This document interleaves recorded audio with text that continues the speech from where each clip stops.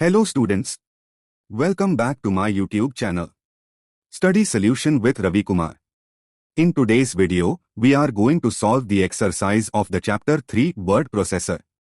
I will explain each question step by step, just like a teacher explains in the classroom. So, keep your book open and listen carefully. Exercise. Question 1. Fill in the blanks.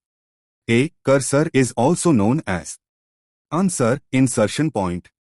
The cursor shows the position where the text will be typed. B. Blank refers to the typed style of characters. Answer, font. Font means the style of letters used for typing. C. Paragraph spacing is the space between. Answer, paragraphs. Paragraph spacing is the gap between two paragraphs. D. Subscript helps to bring the selected text the baseline. Answer, below. Subscript moves the text below the normal line. E. Blank means identifying a particular portion of a document. Answer, highlighting. Highlighting is used to mark important text. Question 2. State whether true or false. A. Shade of any color can be applied to highlight text. Answer, true. B. Inserting means adding some content in a document. Answer, true.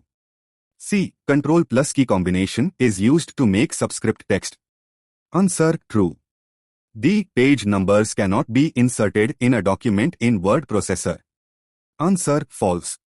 E. Paragraph spacing can be set only with respect to the paragraph above the selected one. Answer, false. Question 3. Write short notes.